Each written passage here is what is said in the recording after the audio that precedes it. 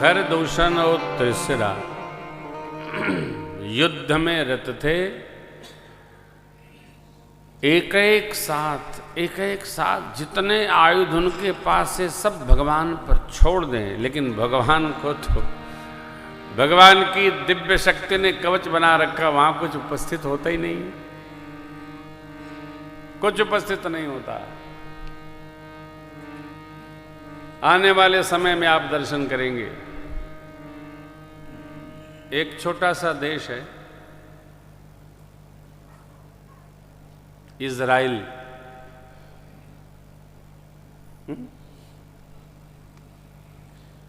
उसने अपने चारों ओर कवच बना रखा है।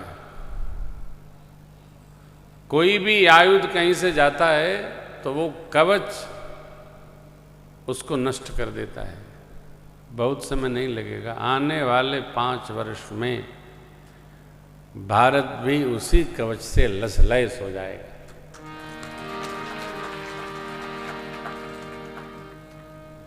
राजा जब राष्ट्रभक्त होता है ना, तो उसको अपनी चिंता नहीं होती है, पूरे देश की चिंता होती है, राष्ट्र की चिंता होती है। तो वो यही चिंतन करता रहता है कि राष्ट्र में जो ये सेनानियों पर व्यय हो रहा है, इसको कैसे हम ऐसा कवच बनाएं कि ये सेनानी भी सुरक्षित रहें, संरक्षित रहें। ऐसी व्यवस्था ये हमारी व्यासपीठ की परिकल्पना है। भगवान चाहता है तो मैं जो सोचते हैं व्यासपीठ से, भगवान उसको अवश्य पूरा करते हैं। ये राष्ट्र का भाव है और निश्चित होना चाहिए। सुरक्षित तो मनुष्य को रहना ही चाहिए, घर भी सुरक्षित रहे, बाहर भी। हम लोग कहीं गए थे किसी कथा में, तो जैसे यहाँ भगवान ने कवच बना दिया और एक बाण सारंग से छोड़ा, सारे असुर एक दूसरे को राममय देखकर आपस में ही कट मरे। बोलिए रामचंद्र भगवान, लड़ना ही नहीं पड़ा राम जी को। ये जितने असुर हैं सनातन धर्म के विरोधी, सब ससुर ऐसे देख देख के आपस में मर जाएंगे, छुट्टी हो जाएगा, बात खत्म। बोलो रामचंद्र भगवान की जय। बाबा का त्रिशूल घूमेगा सब। क्या उपध्याय जी? हाँ सरकार, एकदम बिलाए जाएंगे, सब नष्ट हो जाएंगे, फुस हो जाएंगे। देवताओं ने पुष्प की वृष्टि की है। हर्षित बरसहि सुमन सुर, बाजहि गगन स्तुति करि सब चले, शोभित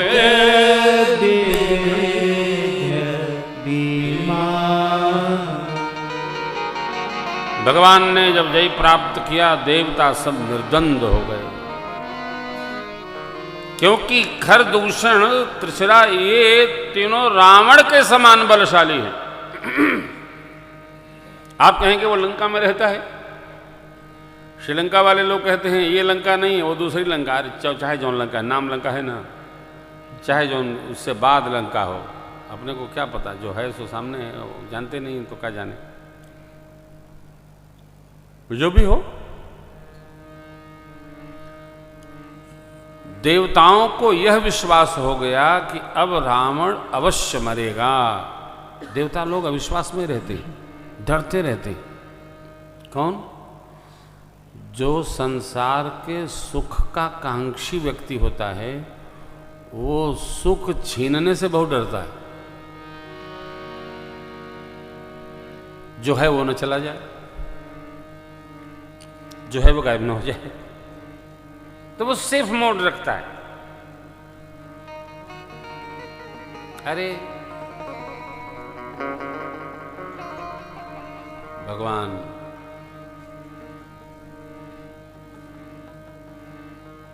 जैसे भगवान सारी सृष्टि को संभाले हैं, वैसे हमको भी संभालेंगे। अपनी चिंता करने की क्या आवश्यकता है?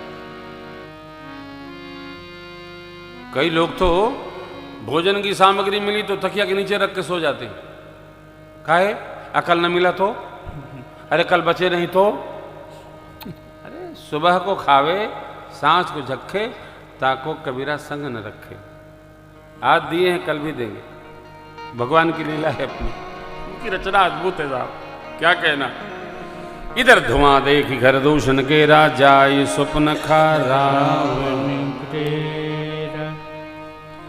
सुपर्णखा रावण के पास गई, प्रेरित की क्या क्या कही आप सब जानते हैं, कई बार सुनाए हैं आपको।